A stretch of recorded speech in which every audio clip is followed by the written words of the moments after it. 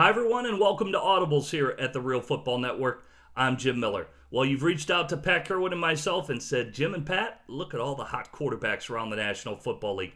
Andy Dalton, Cam Newton, Derek Carr, Matt Ryan, Tom Brady, Carson Palmer, Tyrod Taylor, and Aaron Rodgers. Why are they having so much success? What is the common link or thread of where these quarterbacks are at? Well, if you remember, I always go and talk about the years of service in the National Football League. I believe in year 4, year 5, a quarterback's career should be taking off.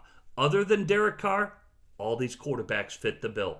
Because when you look at the young quarterbacks like Tyrod Taylor, he's got 5 years of service now for the Buffalo Bills. This is his 5th year. He's learned a lot of football in Baltimore, whether it's Cam Cameron, Jim Caldwell, former offensive coordinators that were there, and now look at his new offensive coordinator, Greg Roman of the Buffalo Bills. He's utilizing his skill sets to a T. We know he can run, has a good arm, and can make plays. And so he's using that Greg Roman-style offense and how he utilized Colin Kaepernick out there in San Francisco. Tyrod Taylor has been fantastic. How about some other young quarterbacks? Well, first, let's go to the elder statesmen. When you look at Carson Palmer and Aaron Rodgers, it's no wonder why they're having success. Tom Brady's 16 years of service in the National Football League. He's been in the same offense.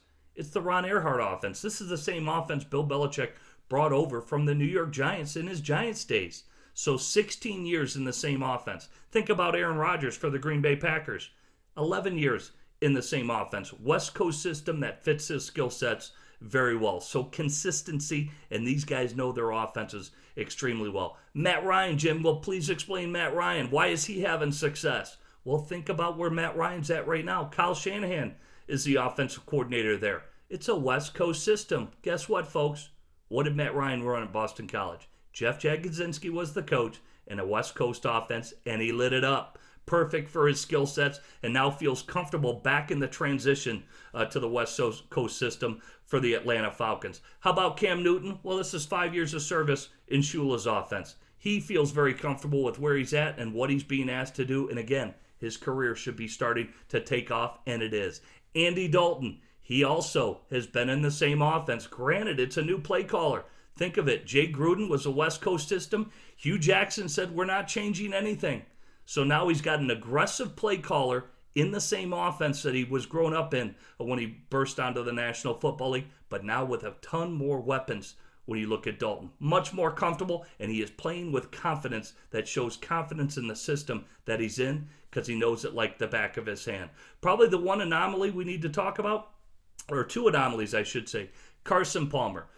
By no mistake, he's having success for the Arizona Cardinals. It's his 2nd year in the offense, and he's a perfect fit for Bruce Arians and what he wants to do. What is Carson? He's a big, strong pocket passer.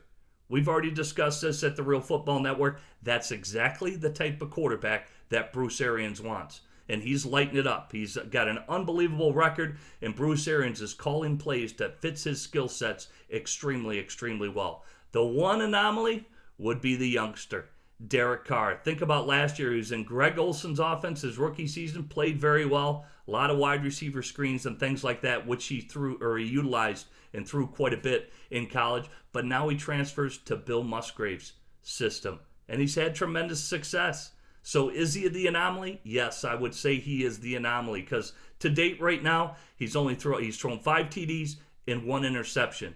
But other quarterbacks have come in the NFL and lit it up. Dan Marino did it right away back in 1983 when he was drafted. Extremely talented. I'm not putting Derek Carr and Dan Marino's talent level, but this has happened before, and I think he's in a much better system with better weapons around him when you look at Amari Cooper, and who they drafted out of Alabama.